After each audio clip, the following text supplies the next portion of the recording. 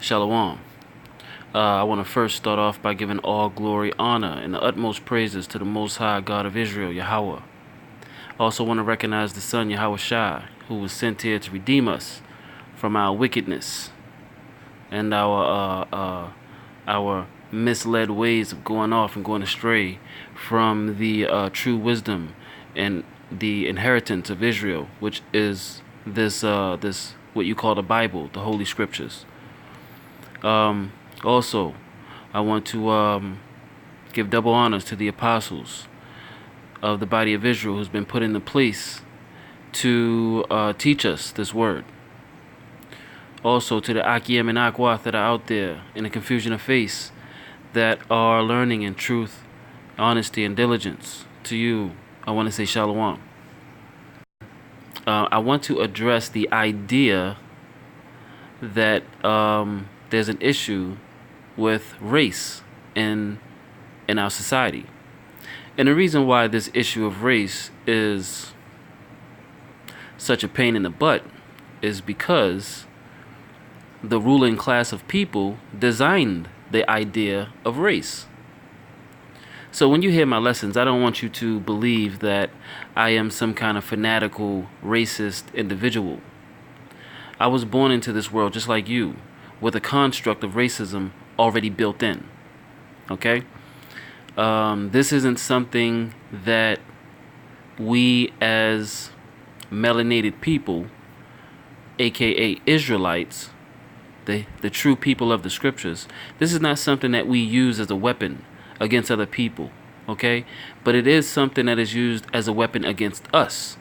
And then they make us feel as if we're wrong by broaching the subject of race. This is a social construct that was put in place by our oppressors, and we all know who the oppressor is. The problem is that we're having some kind of cognitive dissonance about talking about this issue because it makes the oppressor uncomfortable. So hence, it makes the oppressee uncomfortable to talk about it because you don't want to offend the oppressor. But we're gonna expose all of that, bring that into the light.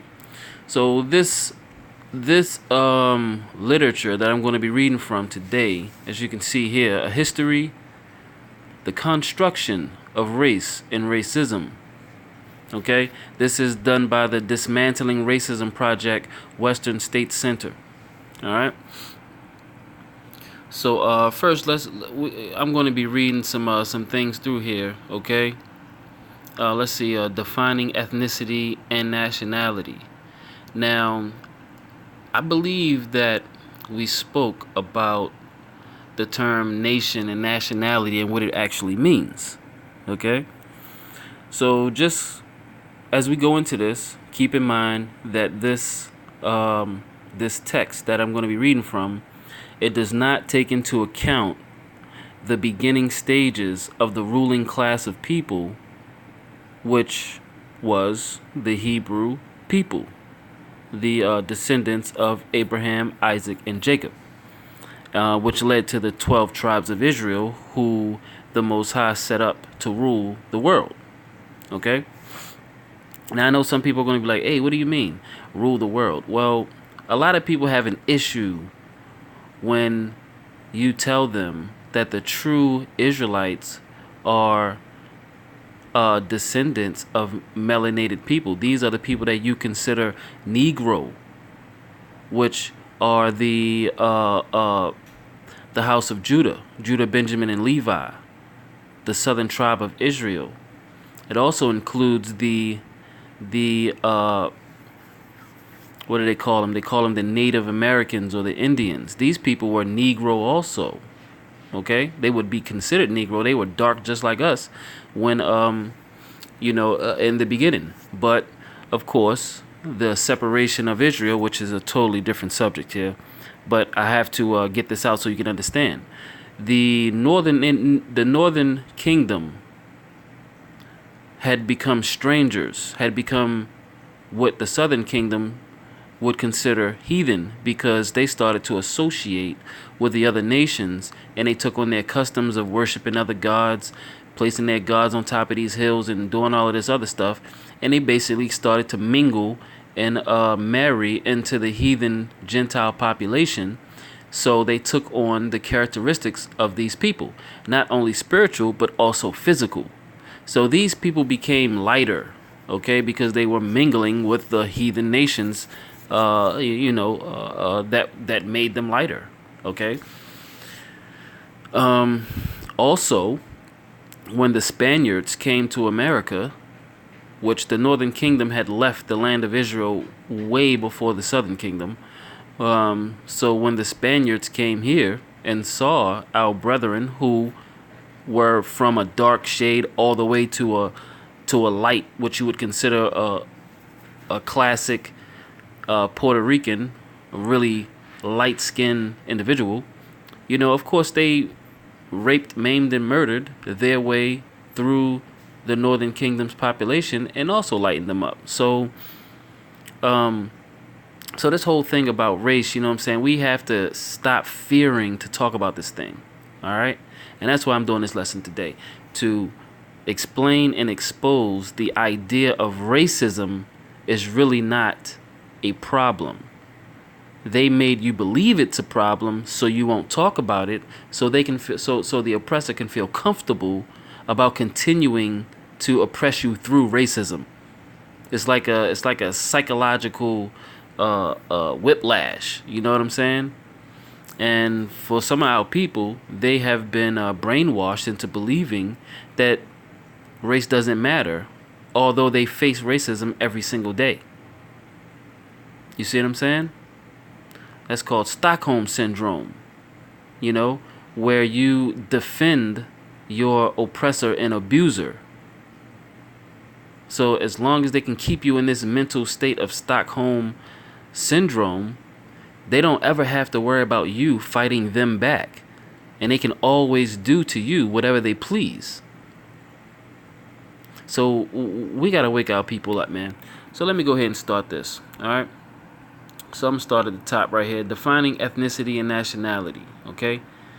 The terms are often confused with race. These terms are often confused with race. Ethnicity refers to particular groups of people that share some common ancestry, traditions, language, and dialect. Before the world was made up of distinct nation states or countries, certain pieces of land were associated with ethnic groups. Some examples are Anglo and Saxons, which we would consider these people to be located in England, the Maori or the Maori, New England, the Mayan, southern Mexico, and Central America. See, these Mayans, these people are what we would consider to be the Northern Kingdom of Israel. Okay? And then, of course, you got the Greeks. They are known as the Grecians. So let's say from Alexander the Great on forward, these are the Greeks that you know of today. But you have no idea that before Alexander ruled, that our people ruled in Greece. Okay? So let's see. The Maasai, the Great Rift Valley of East Africa, how they want to divide up Africa into little sections and whatnot. The Pueblo, which would be the New Mexico era. But of course, these are all titles that the colonizer gave out to everyone. So understand that we're not talking about the time before the Renaissance. This is from the Renaissance forward. So since the Renaissance, these names have been applied to these people. All right. So we're talking what?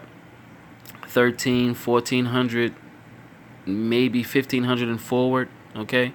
So those 250, 280 years. That's what we're talking about this time period. Okay. We're not talking about any time before that. All right. So picking up down here, as some countries were made up mostly of ethnic group, people began to conclude the nationality or the country which a person is a citizen of was the same as ethnicity, i.e. a person from Denmark is a Dane or Danish. But more often, the name of the country doesn't refer to the ethnic origins of its citizens. A person from Spain would be thought of as a Spanish, although their ethnicity could be Basque, Catalan, Gallego, or Gitano. Many countries like Spain are actually made up of diverse ethnic groups. The United States is a perfect example of this reality, and this is in this particular section right here where they say the United States is a perfect example of this reality. This is how you know that we're not talking about the time period before colonization, okay? Because they're talking about how the colonizer basically mixed and mingled and moved everyone around and basically interbred with people, so forth and so on. All right, so here we go. We're picking up right here. Many people like to make ethnic distinctions as well as national distinctions to hold on to their ethnic culture and identity. Now, this is a very important distinction here, okay? Because no one else had a problem holding on to their nationality or their ethnic, quote unquote, ethnic culture and identity until colonialism came about. Why? Because these people over here, your Anglo-Saxons, these are the people that were the colonizers. These are the people who sought to spread their destruction and their heathenistic ways throughout the entire world. Okay? So what did they do? Everywhere they went, they assumed the identity of the places that they landed in. And they basically pushed the indigenous people of these areas out, as in like what happened in southern Mexico, or you can go all the way down to South America. What is that place? I think it's Argentina, maybe. Argentina is known as one of the they have a little thing where they tout being the whitest nationality or the whitest country on earth. Now, how is that possible? We're talking about South America here. How is South America going to be known as the whitest country on earth? How can they tout being the whitest nation on earth when the people who colonized that place came from Europe? Do you see my point here? This is why they don't want you to talk about these things.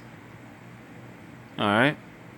So basically they're saying that they went to Argentina, the Anglo-Saxons, they went to Argentina, displaced, murdered, raped their way to a white country. You got to understand. So when you hear me talking about race, you got to understand where this comes from. See, they don't want you to know this because they don't want you to talk about it. Because if you talk about it, you get to point the finger. And if you point the finger, that means these people have the spotlight shined on them and they don't want that. So you got to get over yourselves. And you got to grab your balls. Okay? Stop being afraid to address your oppressor as what they are. These people, they're devils. They're deceivers. They're liars. They're killers, murderers. They're rapists. These are extremely negative terms. You know, you have a dial with 0 in the middle, positive to the right, to the left is negative. These people are all the way on the opposite end of the positive spectrum. They're far, far left. Okay? These words are heavy words, you know what I'm saying? Rapists, murderers, thieves, deceivers, liars. These are heavy, heavy words that they don't want to hear because they don't want to be responsible for their own history. Anyway, back to the program. These people, what they did was they came to these places, assumed the identity of the indigenous people in these places, and then called themselves these people that they pretty much got rid of or pushed to the side or murdered their way into the land. They basically pushed them to the side and called themselves these people, right? That's like if I know a Mr. Johnson right, and Mr. Johnson's family, and I assume Mr. Johnson's identity and move into his home and assume all of his stuff. Okay? And if anyone doesn't want to go along with the program, if his sons and daughters and wife don't want to go along with the program, then what I do is I kill them, right? And I get rid of them, and I assume the role of Mr. Johnson. That's what these people did. Okay? Now, let's look back at this portion right here. Many people like to make ethnic distinctions as well as national distinctions to hold on to their ethnic culture and identity, i.e., Italian American. The ethnicity is Italian, and the nationality is U.S. American, or Mexican American, or Chinese American. You see? The ethnicity is Chinese, and the nationality is U.S. American. Now, of course, here we go. Last paragraph. Of course, ethnicity becomes more confusing in the process of immigration and assimilation. As an example, we know in the case of China, there are many ethnicities, and that diversity gets lost often in how people identify their ethnic identity to non-Chinese people here in the U.S. So, although a Chinese American specific ethnicity may be Han or Manchu, Yi, or another of the other 50 ethnicities in China, here in the United States, those differences get subsumed as being Chinese. And that's just basically how they did us too. Okay? When these colonizers came to the Americas, what they did was they saw the natives here, and they looked like, some of them looked like our people. So they classified Native Americans as Negro. So they basically lumped all of us into one category. Okay? This is no different. This is no different than you have the Southern Kingdom. You have Judah, Benjamin, and Levi. Those three nations, those three, I guess you would call them subgroups within the nation of Israel, would be classified as the house of Judah. Okay, that's just how we did things. But let's say you took Judah, Naphtali, and you took Gad, and they would all be lumped in as Israelites. But in the world of today, they are known as Negro. You see what I'm saying? So basically, you lost you lost your own tribe's separate identity because they lumped you into one category. You see what I'm saying? So they had the power to do this stuff, and that's what they chose to do. All right. Now that's crazy because, you know, what did the Most High do? Let's go to Deuteronomy 32 and see what the Most High did, because see, the Most High already had a plan. All right.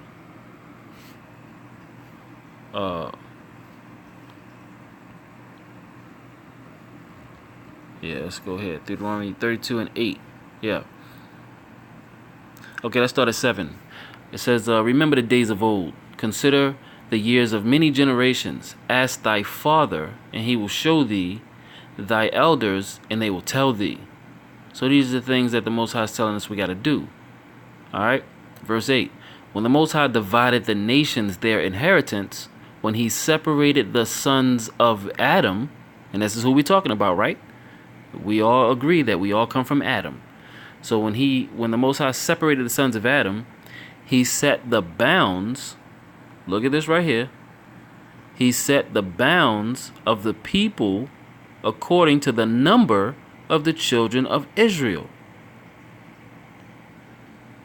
Now, for those who don't understand, what the Most High is telling you here is that what he did was he took all the tribes of the children of Israel and he gave them their land first. Okay? And this is what he said. He gave the children of Israel the best lands in the whole world. All right? We're not talking about the best land just in what you call the Middle East today. No. because our people, he said that our people would be numbered as the stars of heaven. You wouldn't be able to count them. They would be as plentiful as the sands of the sea.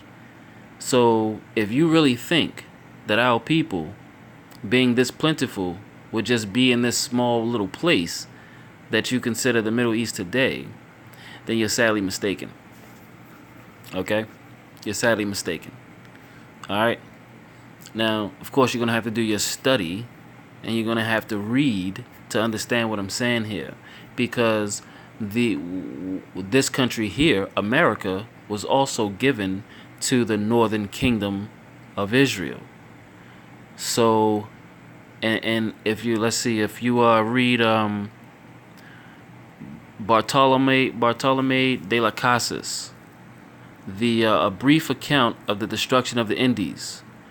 Get your hands on that book and just read it, okay? And it'll clearly tell you that when the Spaniards came over here, this was the most fertile land that they had ever seen in their lives. And they said it was millions of people stretched as far as the eye can see, and the earth had no problem giving them, all of these people, what they needed.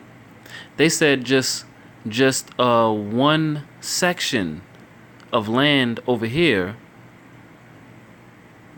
couldn't even, they had 7 provinces. I think these are I'm just paraphrasing the words here, but they said 7 provinces in Spain could be held in one single location here. That's how plentiful and vast this area was. Okay? So, if the Most High said he was going to give the nation of Israel the choicest land in the world, then I would assume that if the Northern Kingdom came over here to the Americas early on, then he intended for them to have this land because it was the choice land. All right? Look at verse 9. For the Lord's portion is his people. Jacob is the lot of his inheritance. You see that? He considers us the apple of his eye. Look at verse 10. He found him in the desert land and in the waste howling wilderness. He led him about. He instructed him. He kept him as the apple of his eye. You see that? He instructed us. He gave us the word. He gave us the wisdom and the knowledge. He didn't do this to any other nation. This is why we're the only people who can explain and teach others this scripture. All right? Another lesson for another day. Let's get back to the literature here. All right, let's look at this bottom portion right here. What is this thing called race? What is this thing called race? Race. Let's look at the first R. Race is a false classification of people that is not based on any real or accurate biological or scientific truth. In other words, the distinction we make between races has nothing to do with scientific truth. And that's a fact. Okay? What are some of the distinctions they make with race? Oh, that all Negroes are dumb. Negroes are not as smart as quote unquote Caucasians. Okay? Who are the Edomites, by the way. And the Negroes are the Israelites. See, of course, what I'm bringing to you is secular history and, this secular wisdom, but we're going to filter everything like our people should do anyway. We filter everything through the scriptures. Okay? What does it say? In other words, the distinction we make between races has nothing to do with scientific truth. Right, because it's pseudoscience. Y'all know what pseudoscience is? Well, you all know what pseudo is, right? I hope y'all know what pseudo is. Let's look at let's see. Pseudoscience. Okay, here we go. Pseudoscience. A pretended or mistaken science. Look at that. Pseudo. The term pseudoscience is a hybrid and therefore objectionable. No, it ain't. It ain't objectionable because we know what pseudo is. Let's just see if it's objectionable. You see, this is how wicked Esau is. He'll tell you the truth and then tell you a lie right behind it. But let's just see if it's objectionable simply because it's a hybrid word. Let's just see. So let's go to pseudo. Pseudo, often before vowels, pseud, word forming element meaning false, erroneous, in appearance only, resembling. Alright? From Greek pseudo, combining form of pseudes, false, lying. You see? And what did the Most High say that the devil came here to do? He came here to do nothing but lie, steal, cheat, destroy, kill, murder. You see? This man's a liar, yo. Falsely deceived. Or pseudos, falsehood. You see what I'm saying? This is pseudo here. Untruth, a lie. Untruth. Pseudo means a lie. Okay?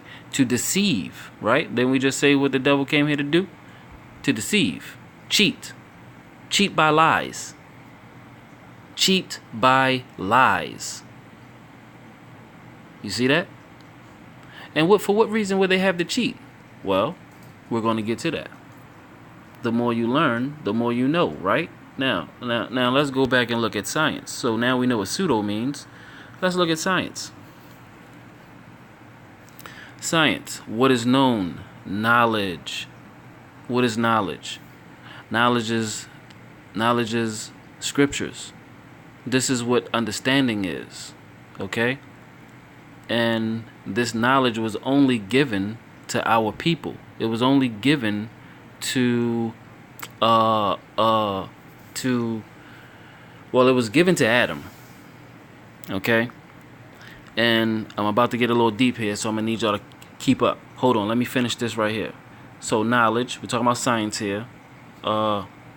Assurance of knowledge, right? Certainty. Learning. Let's see. Knowing. Expertness. Intelligent.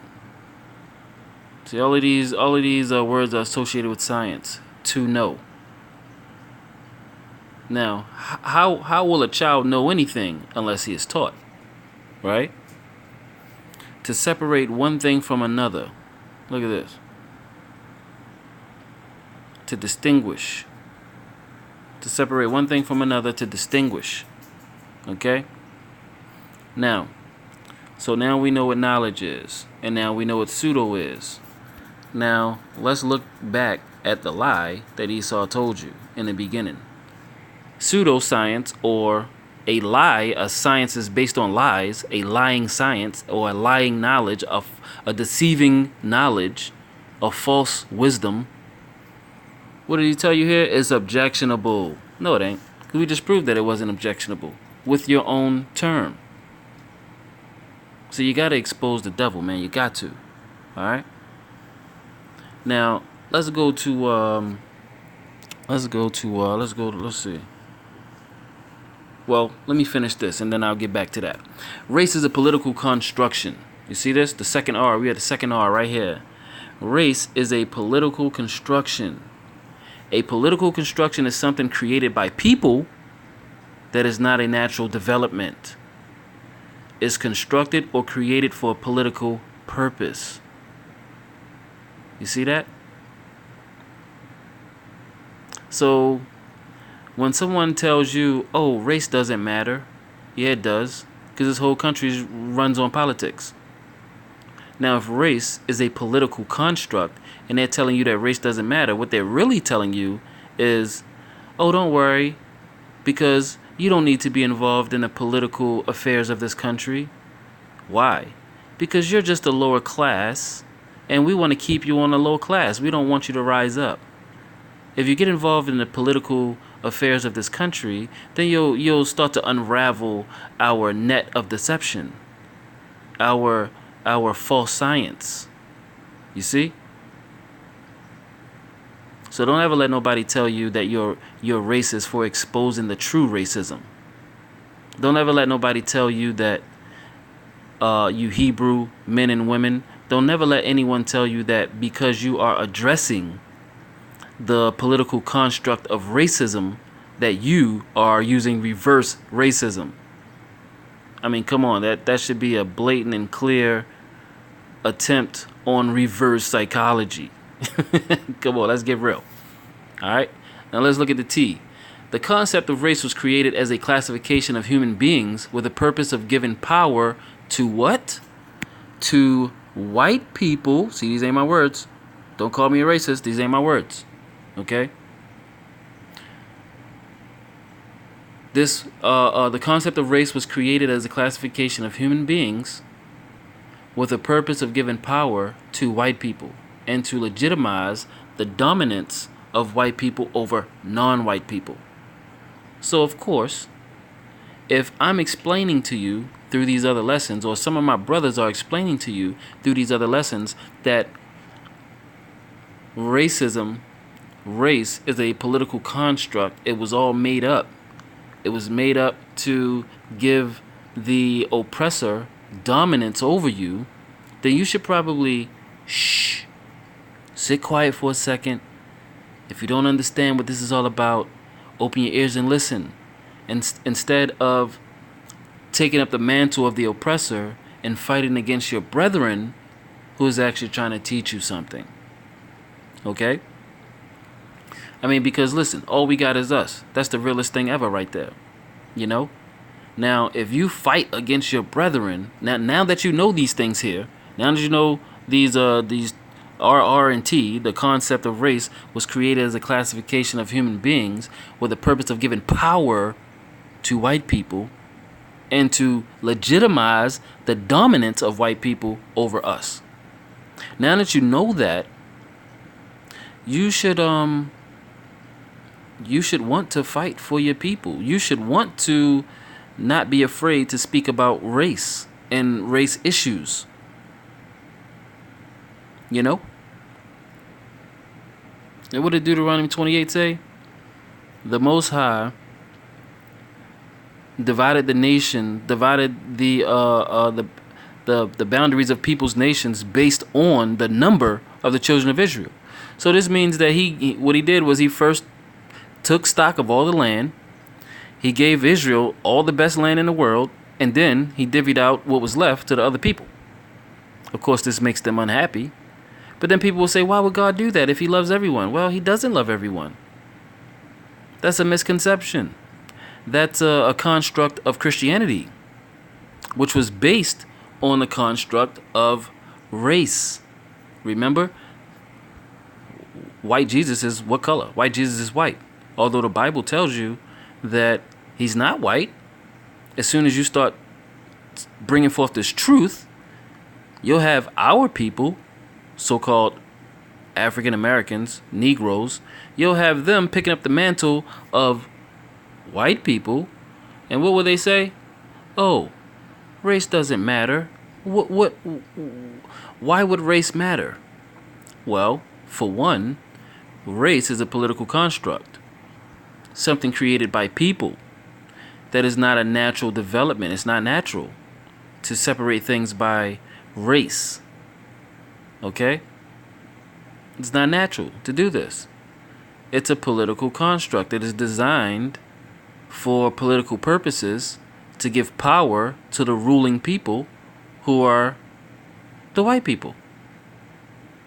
So what they did was, if you take this truth out of the scriptures and you say, hey, what's that, Daniel 7? Let's look at Daniel 7:9 real quick. Real quick. I think, is it Daniel 7:9 or 9:7? I forget. But we're going to find out right there. Right there. We're going to find out right now. Yeah, 7:9. Right here. I beheld, till the thrones were cast down, and the Ancient of Days did sit. The Ancient of Days is the Most High, whose garment was white as snow. Now, of course, they'll take this garment as white as snow, and they'll be like, see, he's white, when it clearly says his garment. And we all know that garment is clothing. Okay? and the hair of his heads like the pure wool. We already know that we're the only people on earth with woolly hair. His throne was like the fiery flame, and his wheels as a burning fire. You see that? Who are the people that have woolly hair on the earth? That would be us, the Israelites. We're the only people that have woolly hair on the earth. Okay? Caucasians, white people, Edomites, they don't have woolly hair, man. They know they don't. They have stringy, goat-like hair. Their hair is more similar to goats than it is to our hair, which is kinky, curly, woolly, nappy, however you want to call it. It's a very distinct look. Alright? Alright. So right here, historical constructs. Historical constructs, religion as a justification for race. During the Reformation, alright, look at this, the Reformation. During the Reformation, the 16th century, 1500s, and the 17th century, 1600s, a key question among Christian religious hierarchy was whether blacks and Indians, quote unquote, had souls or were human. In this time period, Europeans were exposed more frequently to Africans and the indigenous people of North and South America, and the church vacillated between opinions. I guess that means they went back and forth. The Catholic and the Protestant churches arrived at different answers to the question at different times, which created significant differences between the two systems of what? Slavery. You see? They ain't got no problems telling you that they enslaving folks. The church is enslaving niggas. You understand that? So look at this. They knew what they were doing. They didn't care. But they just made pretend like this is all normal. But if you tell them, hey, karma's going to catch up with you. You enslaved us, so we're going to have to enslave you now. They're going to say, hey, why would you do that? God doesn't allow that. Oh, but God allowed you to do it in the 16th and 17th centuries? You see? That's the same backward thinking, the same process of thought that they're trying to ingrain in our people to keep us from talking about this so they can continue to oppress and brutalize and terrorize. And my people, who got their heads so far up their own asses, they don't even want to see that this is mind manipulation. You've basically been brainwashed to believe that racism doesn't exist. It's over. We're not even enslaved anymore. But you can't even see that you're still the bottom class. You can't even see that police officers are killing our young men. You can't even see that they're killing out. They just shot a woman. A white cop just shot a pregnant woman 5 times in the stomach at close range. Come on, man. This just happened, man. Let me see, man. This just happened, man. Let me see.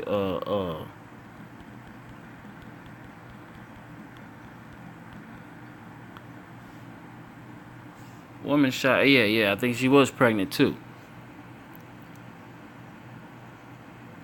So it don't say who she was shot by. Why it don't say? Oh, that's no. We talking about. See, they ain't even putting the news.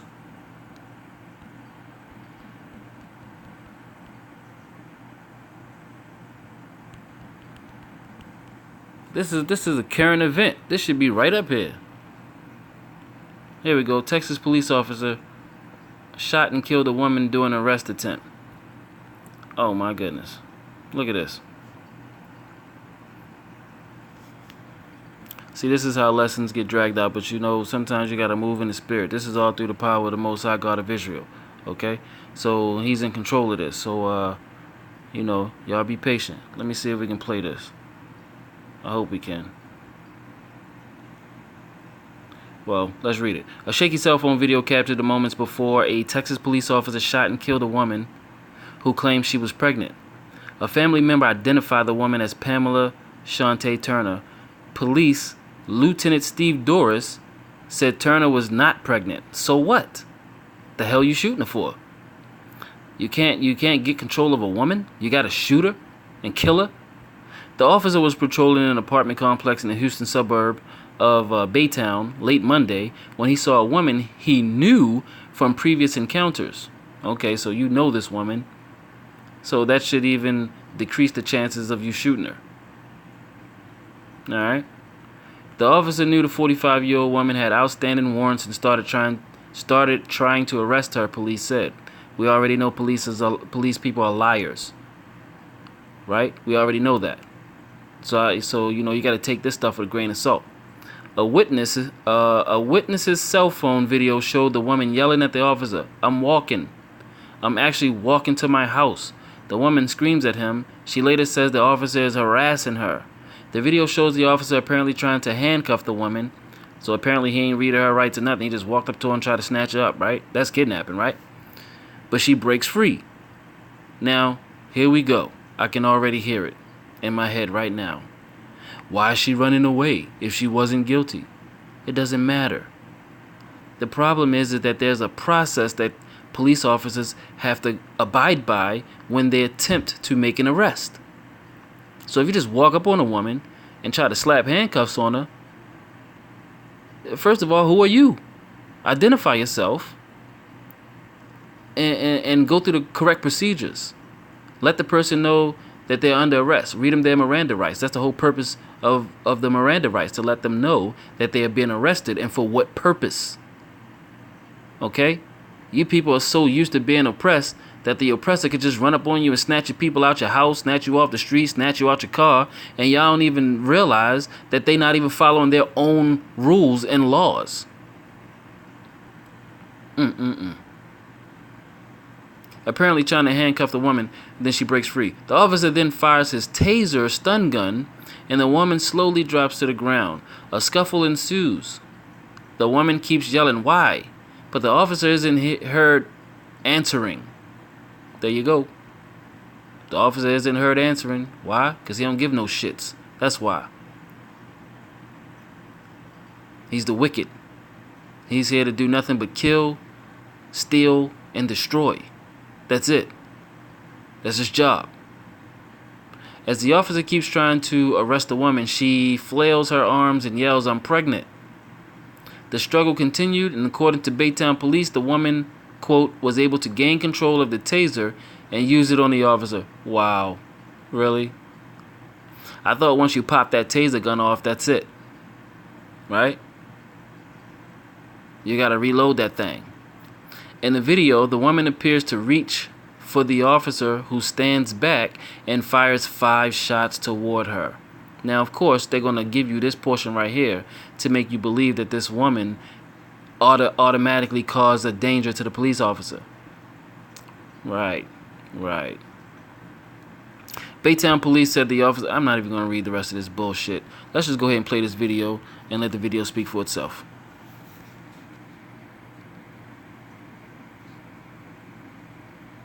Hopefully it comes on.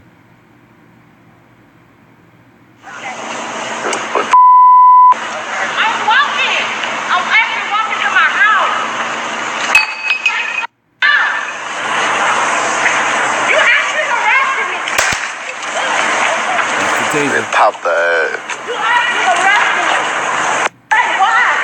Why? I didn't let this to you.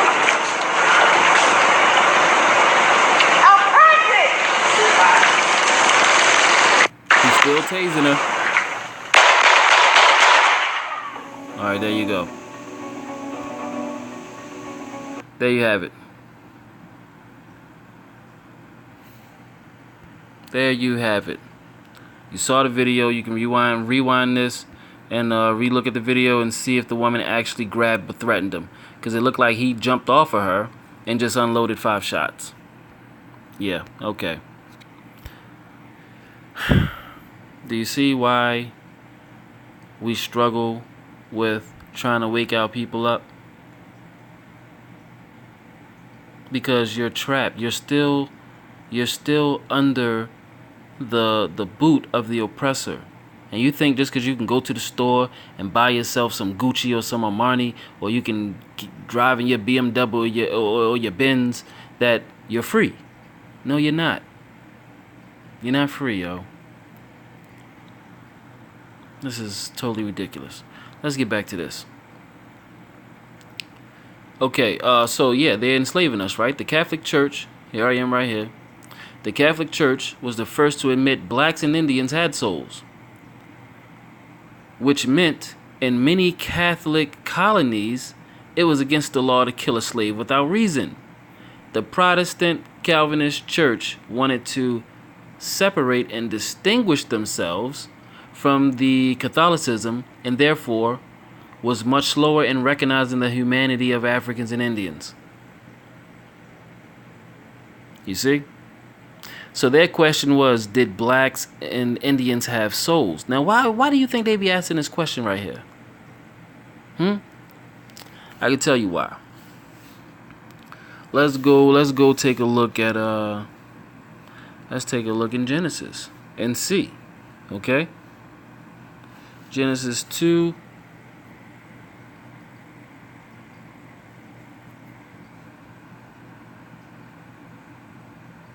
and 7. Let's start here.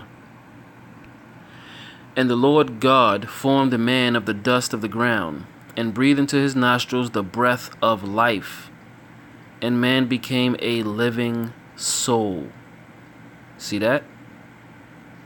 So, if you have to ask if Negroes and Indians have souls, yet you're reading this book, you call yourself a Catholic and a Christian, and we already know that first of all, let me pause.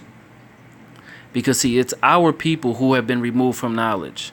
It's the Negroes, the Native Americans, the so-called Hispanics. Okay? It's us who have been removed from this wisdom and this knowledge. These people have our book. They have our inheritance. So they already know that we have souls. The problem is that you don't understand what this is about. So-called Negro, so-called Latino, so-called Native American. You don't know what this is all about. Okay? Now,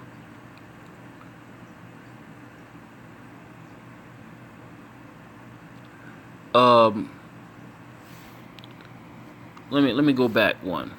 Okay? And I'm going to show you something. I'm going to show you something so you can, and this is going to be meat, okay? So if you can't handle it mentally, just ask the Most High to reveal this to you, okay? But I want to show you something so you can see for yourself.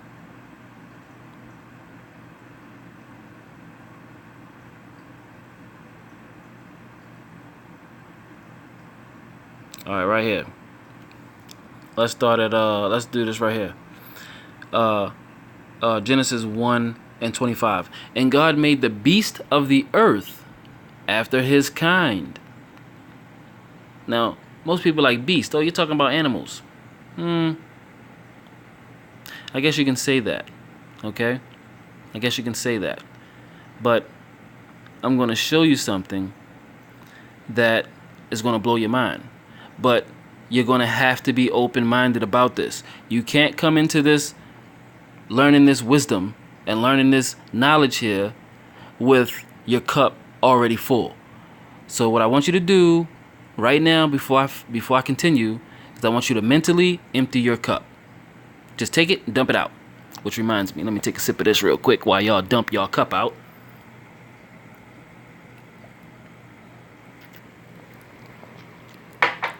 All right. Are your cups empty?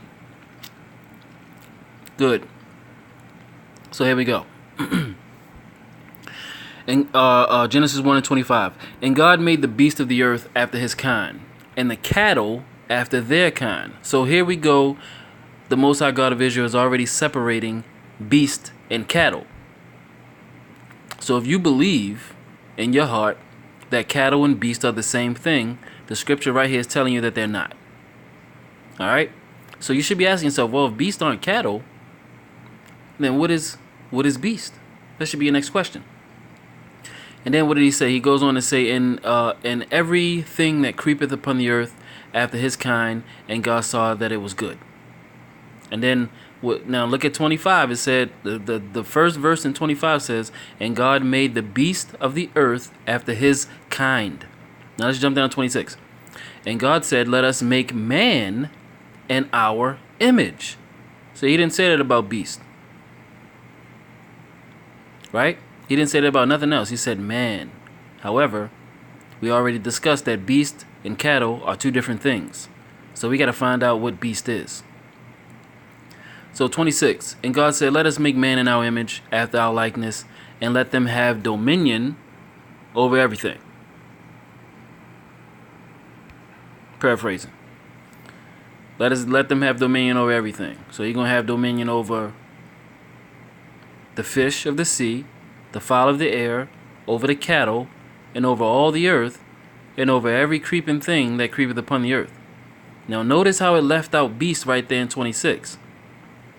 Now, through the Spirit, I believe that was omitted by the beast. And let me show you who the beast is. I'm going to show you who the beast is right now. Okay? Verse 25. The beast, H2416. Let's see what it say. Alive. Now, try to remember these words. I want you to write these down if you can. Go ahead and grab a pen real quick. You should already have a pen and some paper to take some notes when we do these lessons. Okay? Because soon we're going to have a famine of the word. And you're not going to have access to these lessons. You're not going to have access to this. So you need to get it down now. Prepare your own lessons for yourself when all of this is gone. That would be the wise thing to do. All right? What's his word? Kai. From H2421, alive. Hence raw flesh. Raw flesh? So the beast has raw flesh? Maybe. So let's keep looking. What else does it say down here? Life or living thing. What does it say? Living thing. Now why would it say living thing? Should make you think. Wild beast. Lively creature. Look at this. Creature. Raw. See that word raw shows up again, right? That word raw shows up again, right? Okay. So, well, let's go to etymology and let's look up beast in etymology. All right. How many people in here watch Game of Thrones? Huh? I happen to be a Game of Thrones fan. I actually like the series, you know. Now let's look at this. Beast, one of the lower animals opposed to man. Now you see that? The reason why they put that there is because they're making a distinction that beast and man are totally different. Remember God said, remember what God said here in 26. And God said, let us make man in our image. Right? This is God and his angels talking right here. His first angel, the creator. The one that you know as Jesus. But this is Yahweh Shai right here. Alright? That's well done steak for another day right there. But God said, let us make man in our image. And here, they're letting you know that beast is separated from man. Alright? And it says, especially a four-footed animal. Also, a marvelous creature. A monster. Mermaids, werewolves, we ain't talking about none of that. Look at this right here, though. A brutish or stupid man. Look at that. They're starting to tell you the truth right here now. A brutish or stupid man. You know what brutish is, right? This is what this is all about, okay? This is how you learn, alright? You gotta understand the meaning of words. Brutish, pertaining to animals. From brute. In reference to humans, uncultured and stupid. Uncultured and stupid. Remember that. Alright? Let's go back. Let's go back. Remember the other words I told you to remember, right? Because we still looking. to find out what this beast is that's different from cattle, different from sheep, different from bulls and cows, you know? Look at this. Fool. Figuratively, a fool or an idiot. Beast, wild animal. Now, every time they say, which is of unknown origin, they know because we're talking about etymology, right? So this means that they can trace the word all the way back to where it came from. And since we're reading right out of scripture, they know that this word came from the Hebrew language because that's the first place it showed up. The Hebrew language is the oldest tongue.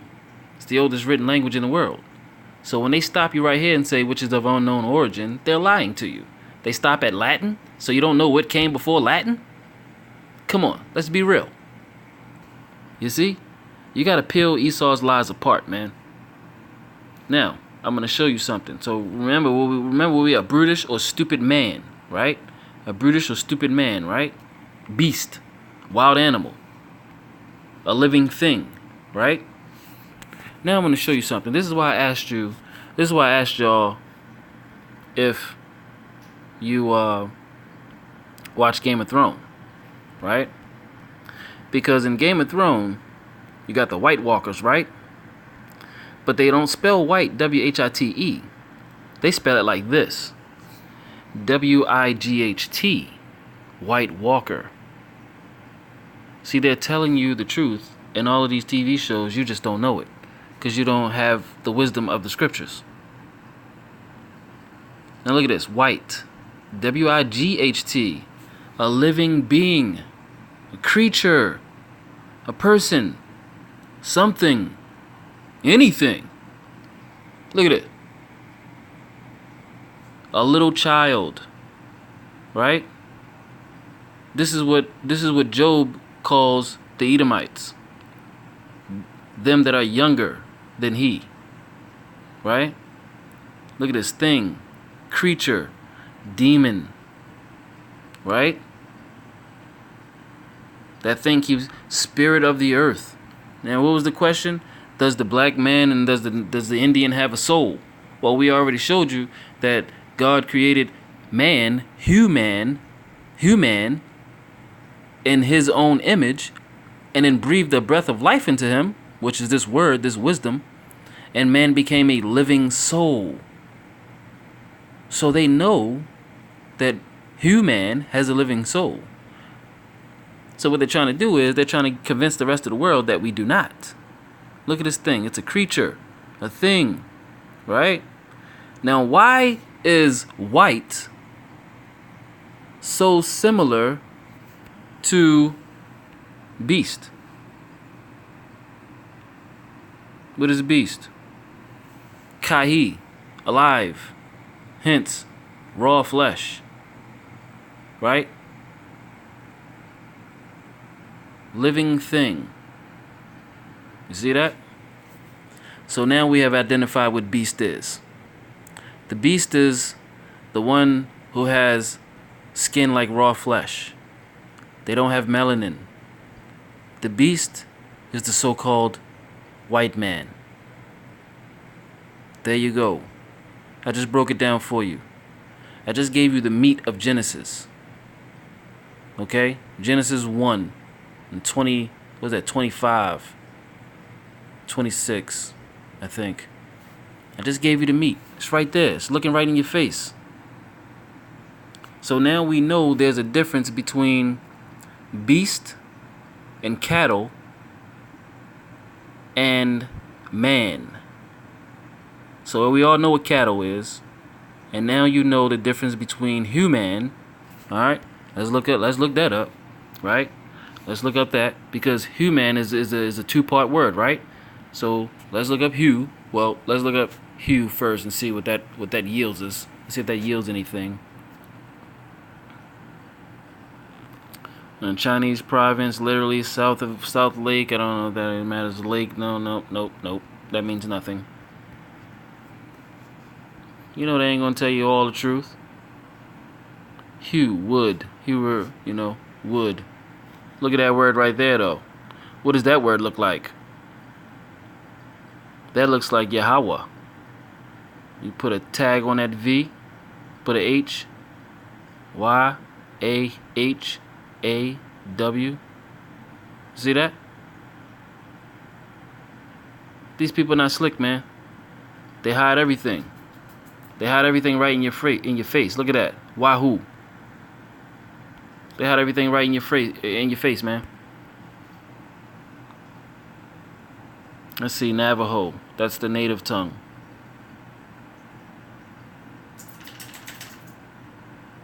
The native people, I mean. I don't see anything in there, any special thing in there. All right, so let's look up hue. Let's look up the word hue. Right? Color. Hue, color. Beauty. Right? We already know that the white man doesn't have beauty because he has no color. Well, he doesn't have color, and we know hue is beauty. It says it right there. I ain't making this up. It's right there. Okay? It's right there. Okay? Skin complexion. Color. Beauty. Splendor. Right? And what did the Most High say? He's going to make us in His image. His image. In His complexion. In His color. His beauty. His splendor. And then look what they put down there. Look at this lie they just slipped in there real quick. From the Lithuanian garbage language, white. You see that? Now, how is white, which is the absence of color, going to be involved with hue, which is the presence of color? You see? You gotta be able to peel apart the lie, y'all. You gotta be able to peel apart the lie, man. Because it's everywhere. The lie is everywhere. We already know what man is. Alright, so I ain't got to go there. So you put the two together, hue, man, and you get man of color or man of splendor or, so forth and so on. Okay? The beast is the so-called white man. The raw flesh. Look at that. Raw flesh. It's telling you right there. How did Esau come out? He came out red. All over. Like a hairy garment. They didn't describe Jacob because he came out looking like everybody else. But Esau, he came out red. As if he was wasted away. As if his melanin was peeled off of his body. He came out red all over. So here's where you get the raw from. That's where you get the raw from. Raw flesh. Right? I think I drilled that into you enough right there. So let me get back here. All right. Now, so now that we know that they know that the Native American, the blacks and the Indians actually do have souls. Why? Because it's right here in the scriptures. It tells us right there in the scriptures that the Most High created us in His image, and then He breathed the breath of life into us. He gave us the wisdom, right? Right? All right. Now, here we go right here. With increasing importance of slavery. With the increasing importance of slavery, religion was used as a means to justify racist divisions, classifying people of color as pagan and soulless. You see? What did the Most High say? Woe to them who call good evil and evil good. Satan has flipped everything upside down. So what he did was, this is the beginning of his lie, of his tyranny and his lie that would eventually bring about the dominance of the false Messiah, this white Jesus. This is how it began. Okay? And you think race, my people, I ain't talking to no Edomites right now. I'm talking to my people. My people believe race doesn't matter because they learned that from the heathen. The heathen took your identity, assumed your identity, and then placed their identity on you. And you ran with it.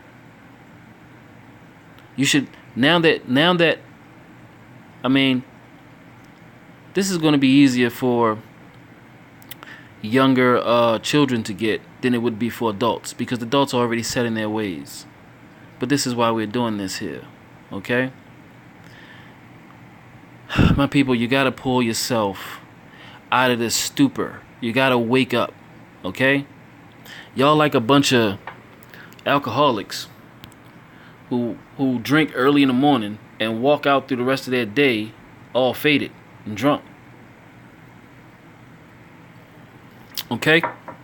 Y'all gotta wake up, man. That's what this is all about. Don't be afraid to talk about this racism. Okay? Don't be afraid to throw this in their face, because they don't look at what they're doing.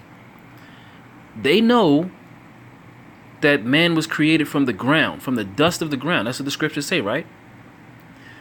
So if Adam was created from the dust of the ground, where in the hell have you found white dirt? Please, somebody let me know. Because that's a mystery for the ages right there. If you can find some white dirt for me, I will sit back and be like, okay, maybe I gotta rethink everything that I thought I had correct here in these scriptures.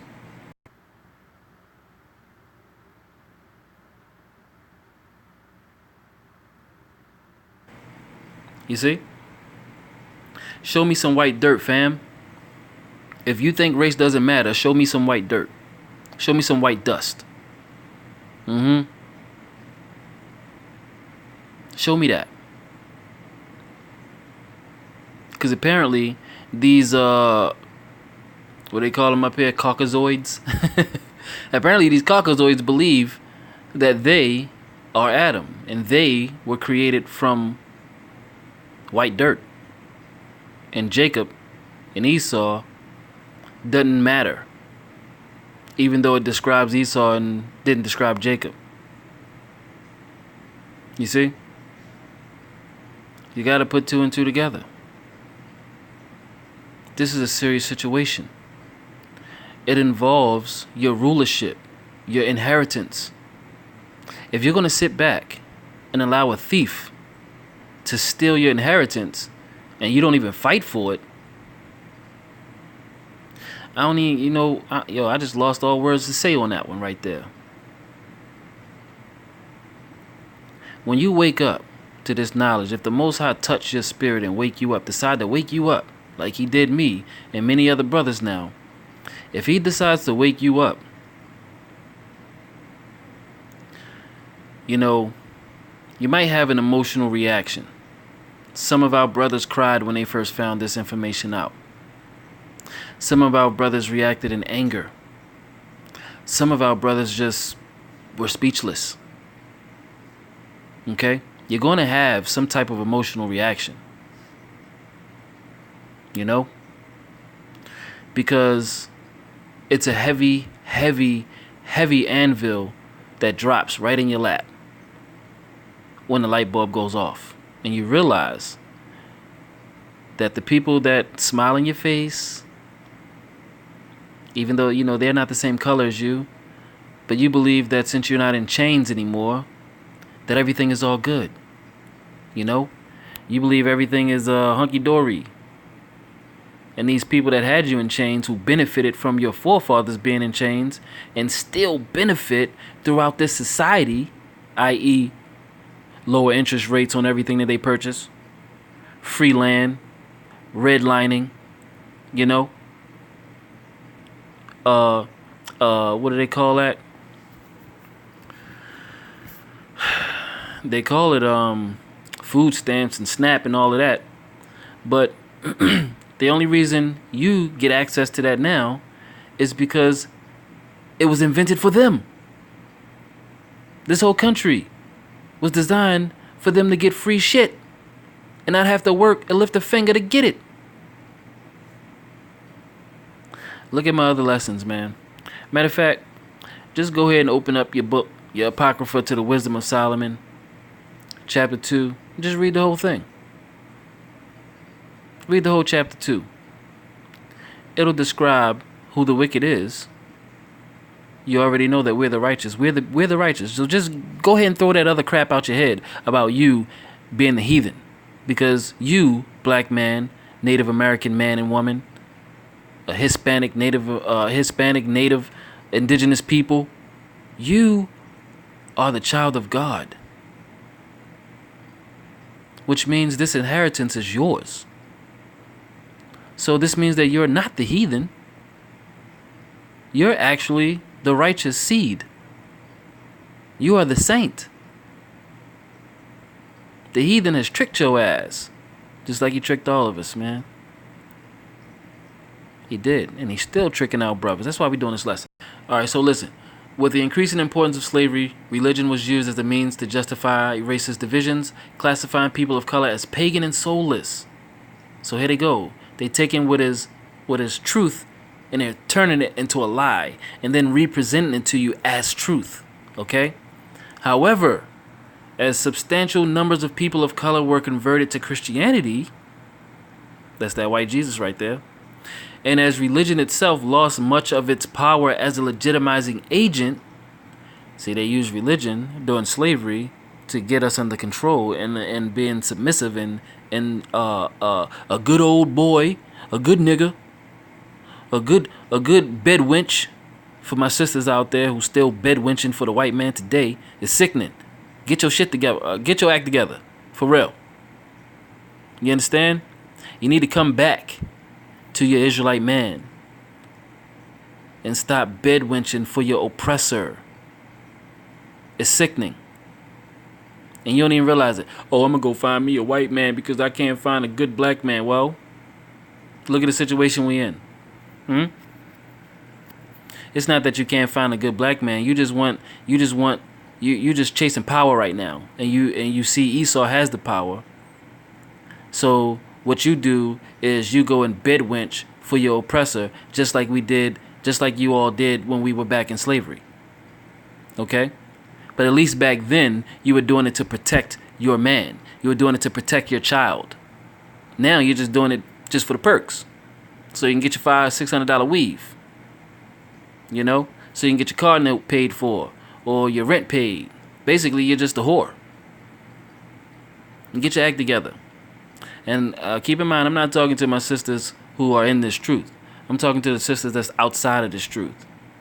You better get your act together, or you're going to get destroyed with the other 2/3 of our nation. Okay?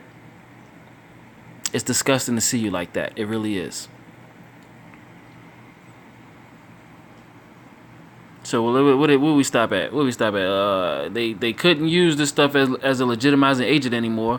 Jurisdictions for the brutality of slavery changed. The slave-based economy in the South necessitated a racist, exploitive system. You see, it was necessary, which led to the development of biological, zoological, and botanical theories to what? Explain human differences and to justify slavery.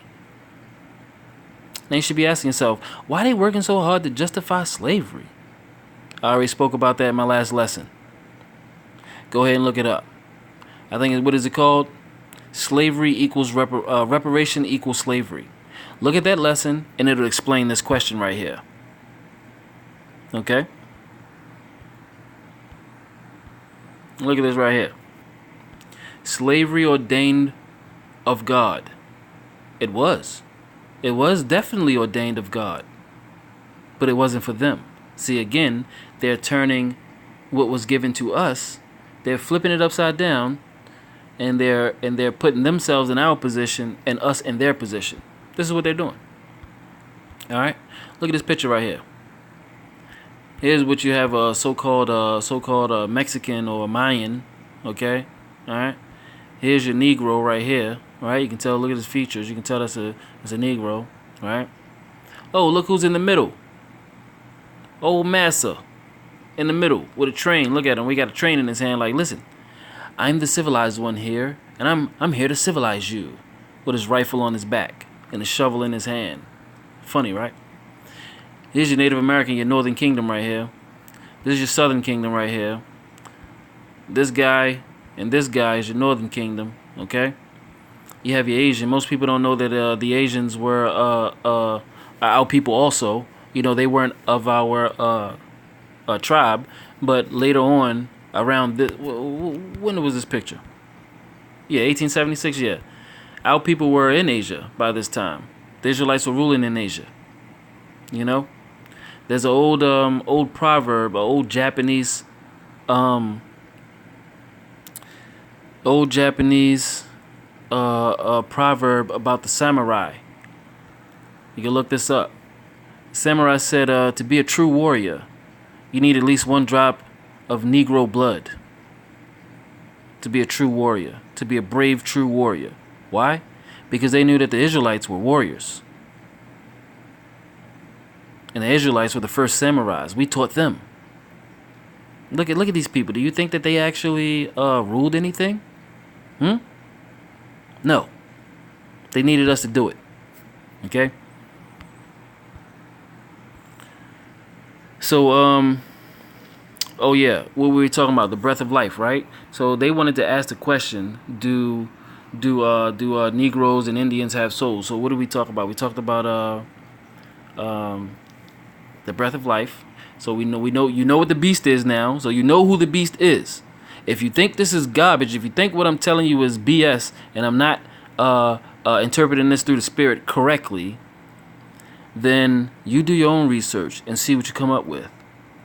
Because I'm telling you right now that this is truth. All right. For instance, let me show you another truth. This is a little bit off subject, but I have to let you see this so you will understand. Okay. I have to let you see this so you understand.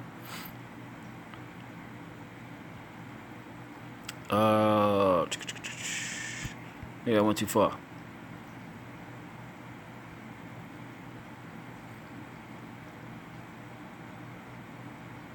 I'm gonna take this off so I can see. Okay.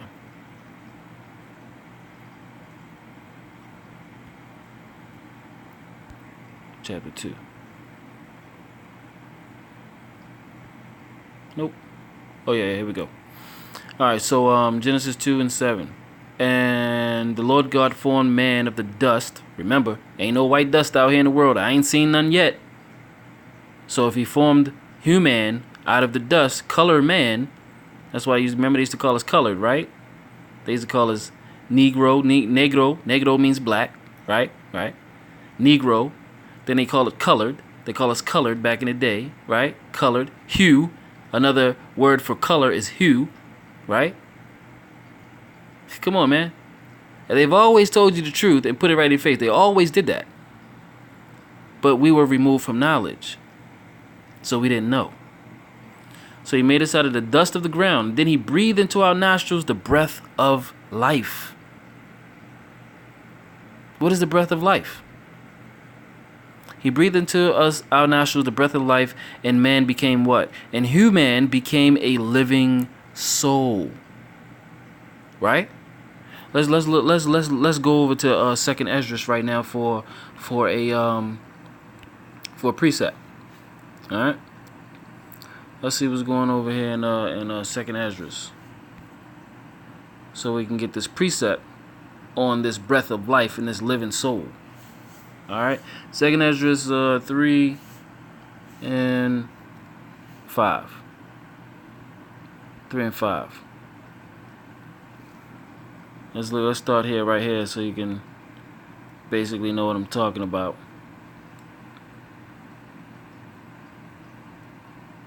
O Lord, let's start at 4. Second Esdras 3 and 4.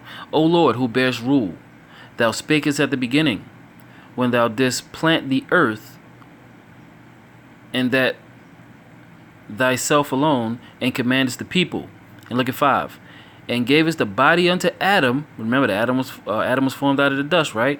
Without soul, which was the workmanship of thine hands, and did breathe into him the breath of life, and he was made living before thee. You see that? Now, what did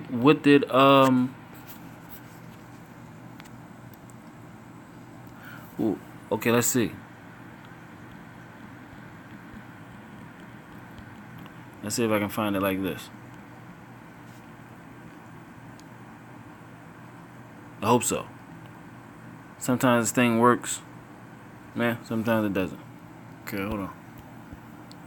Had to look it up.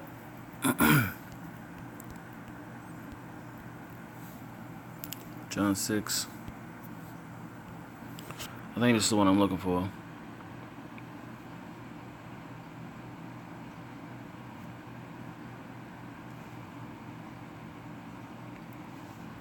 Whoa.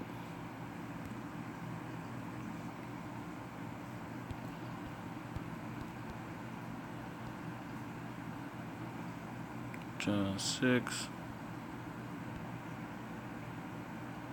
Here it is. Alright. So what are we talking about? Right? The breath of life. The breath of life is the word of God. Right? It's the only way man can become a living soul. So the Most High breathed the breath of life, which is this word, into man, human, and he became a living soul. Here's the precept. It is the spirit that quickeneth. Quickeneth means make alive. The flesh profits nothing. The words that I speak unto you, they are spirit, and they are life. See that? The word is spirit. The spirit makes alive. Right? Quickeneth means make alive. So if the spirit makes alive, and the word is spirit, then that means that the word is life. Right? That's what that means. That's the breath of life. Man becomes a living soul. Let's take a look at Second Esdras. Let's go back to Second Esdras. Second Esdras, where we are 3 and 5, right? Yeah. And gave us a body unto Adam without soul, which was the workmanship of thine hands, and did breathe into him the breath of life. Right?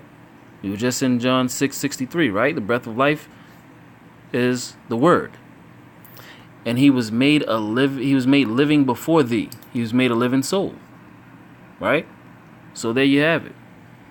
There you have it. The scriptures was given to Adam, and it was passed down through a specific lineage chosen by the Most High himself, all the way down to Abraham, to Isaac, to Jacob, skipped all over Esau, went straight to Jacob, and to Jacob's 12 sons. So that word, that wisdom, the knowledge of Scripture, being able to understand Scripture, was only given to us. So that means everybody else not considered a living soul. So here you go with these clowns. Here you go with these clowns right here, talking about, oh, we got to see if these people actually have living souls. Huh? Does the black and the Indians, do they have souls? And are they human? You see that? They knew what the real deal was. They're just, what's this? This is called misdirection. You know what I'm saying? These people are playing the magician, the deceiver. So they are misdirecting the crowd by throwing this out there, because they know not everybody has this understanding. So they throw this out there, even though they have the understanding, because they have our book. That's how they knew to ask this question. You know what I'm saying? So man became a living soul, man. That's only us. That's only these people here. You see? That's this dude, living soul. This dude, living soul. This dude, beast. This dude, living soul. This dude, heathen. Well, I gotta tell you look like he got big lips here. He must be our people too, so he might be living soul too. Alright? So I'm gonna assume that all of these people are our people, and this guy right here, the beast, he's the one trying to shuck and jive. You know what I'm saying? He's shucking and jiving and whatnot. Look, I'm gonna touch on this later.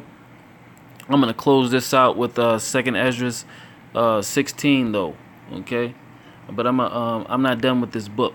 Okay, and you know, I'm gonna go through this book, so you my kindred can understand what this is really all about here, man. This racism thing.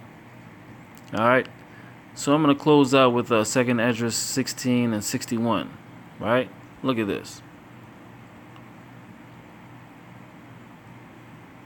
Well, let me start at 59. He spreadeth out the heavens like a vault. Upon the waters hath he founded it. In the desert hath he made springs of water and pools upon the tops of mountains, that the floods might pour down from the high rocks to water the earth. 61. He made man and put his heart in the midst of his body and gave him breath, life, and understanding. Oh, that's that precept right there for 2nd Esdras 3 and 5 and Genesis 2 and 7. You see that? He gave him breath, life, and understanding. That's that word, right? That's that knowledge. That's that science. Remember, we talked about science. It's understanding, right? So these people running around with this garbage that they're talking about right here, this, look, it says right there, pseudoscience. That's pseudoscience, man. It's false science. This is false knowledge, false wisdom, false intelligence. It's a lie. Straight up lie. We looked it up. Pseudo means lie. Literally, it means lie. It's a science of lies. And we already know that Esau, who is the devil, has been put here to, what do they say the devil does? Steal, kill, destroy, lie, rape, murder, take your children away from you, take your heritage away from you, pose as the righteous, tell everybody else in the world that the righteous is the wicked, turn the whole world against the true people of God.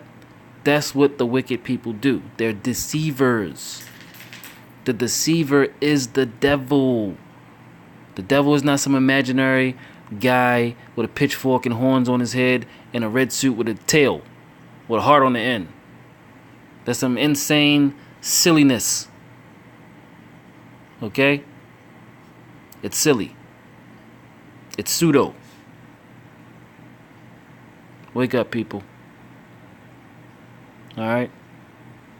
We're going to touch on this later.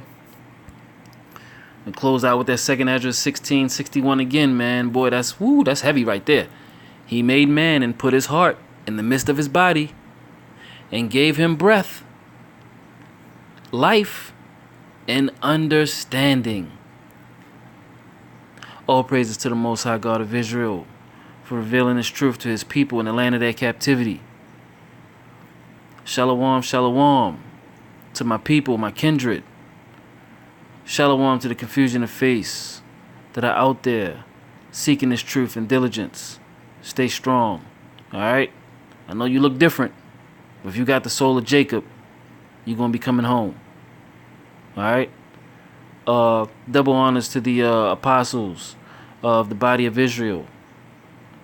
I want to recognize Yahweh Shai, who is our big brother, who is the destroyer of the Gentiles. I can't wait. I can't wait. In my heart, I'm so excited because I see Babylon falling all around us and I see the time is speeding up. I am really excited and I can't wait to see the return of our big brother. It's going to be a real live smackdown out here. Yo, my kindred, stay up. All right, peace.